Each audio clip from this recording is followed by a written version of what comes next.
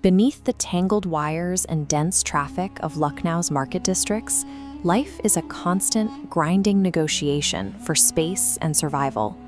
In a cramped room tucked beneath a broken awning, a 45-year-old widowed tailor named Ziauddin spent his days fighting that grind.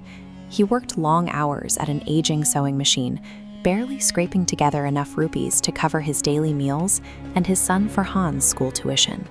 Then, a violent overnight storm tore through the shop's thin roof. The structure gave way, reducing the back wall to wet rubble, and leaving his single source of income, his sewing machine, soaked and ruined. Arriving the next morning to total material devastation, Ziauddin did not panic. He simply sat down in the wet brick dust, raised his hands, and quietly declared that his Lord would be enough for him. This composure was the precursor to action. Without waiting for help or lamenting the loss, Ziauddin stood up and began clearing the debris, moving with the quiet efficiency of someone who believes his needs are already met. He immediately put that trust into practice. He started the next morning with prayer and tasbih, then borrowed an old machine from a friend and began mixing mortar himself, rebuilding the shop's shattered wall brick by brick. Before the cement was even dry, a woman in a burqa named Nasima Bano arrived. She asked him to sew a delicate birthday outfit for her young son, but admitted she couldn't pay him until the following month. Ziauddin took the unpaid commission and treated the labor like an act of worship. As he cut the silk and ran the needle through the fabric, he intentionally wove prayers for the child's future into every single stitch. Nasima Bano returned 3 days later with an envelope of cash and a letter. She was the chairperson of the city's largest educational trust, and Ziauddin's pure intentions moved her to appoint him the official uniform tailor for her entire network of schools.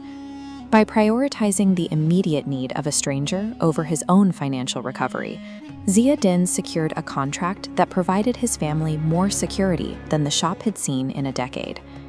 Ziauddin's shop quickly expanded to handle the massive new workload, but it remained a humble room, standing in sharp contrast to the imposing architecture and elite wealth that dominated the upper echelons of Lucknow. Recognizing his deep integrity, Nasima summoned him to a boardroom and offered him the role of director at a newly founded school. The position came with a massive monthly salary, a large home, a car, and a dedicated staff. There was exactly one condition. To take the executive title, Ziauddin would have to leave his shop, put away his needles, and stop tailoring forever. The room fell silent as Ziauddin respectfully declined. He told the board that his craft was his divine connection. Giving up the very labor where he practiced his faith for a comfortable desk would sever his source of honor. He demonstrated that self-worth grows directly from daily service. It is a product of one's personal purpose, independent of titles, offices, or societal rank. Returning to his machines, Ziauddin poured his growing profits back into his community.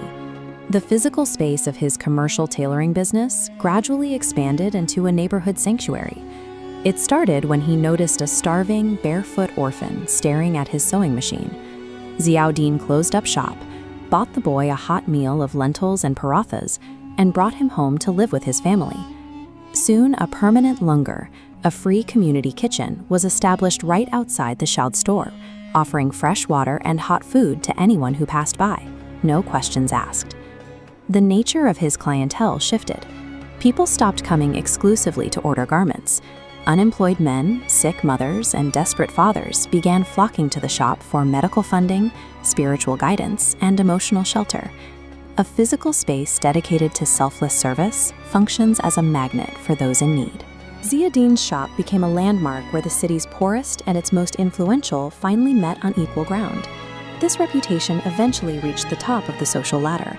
One afternoon, a polished, high-end SUV pulled up to the curb, carrying a wealthy, immaculately dressed businessman named Rais Ahmad.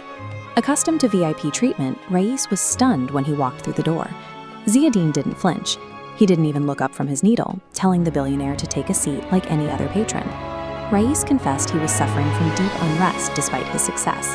Hoping to secure inner peace through a transaction, he pulled out a check for 50 lakh rupees and offered it to expand the shop's charity. Ziauddin pushed the check back. He told Rais that the divine kitchen didn't need human vaults. instructing the billionaire to go pay for a sick person's hospital bills or an orphan's education directly. Rais hesitated, then slowly lowered himself from the chair to sit on the dusty floor. In that silence, the billionaire began to listen, acknowledging a metric of success that didn't appear on his balance sheets. Ziauddin's authority came from his lack of appetite for anything Rais had to offer. His detachment made him the only person in the city the billionaire couldn't influence with money. Ziauddin spent his final days exactly where he always was, working quietly in the corner of his shop, while a thriving community buzzed with life around him. One evening, he sat back in his chair, closed his eyes, and clutched his prayer beads. He passed away peacefully, resting in the very space he had built for others. His son, Farhan, refused to close the doors. He hung up his father's prayer beads and placed a new sign out front, declaring that while the tailor was gone, his faith remained the shop's primary tool. The shop's influence continued to echo through these streets. The hungry were still fed, the desperate were still heard, and the rhythm of everyday life continued to lean on the structure Ziauddin left behind. The durability of a life's work is measured by the community that remains once the builder is gone. Ziauddin's legacy is found in the thousands of small acts of charity he set in motion.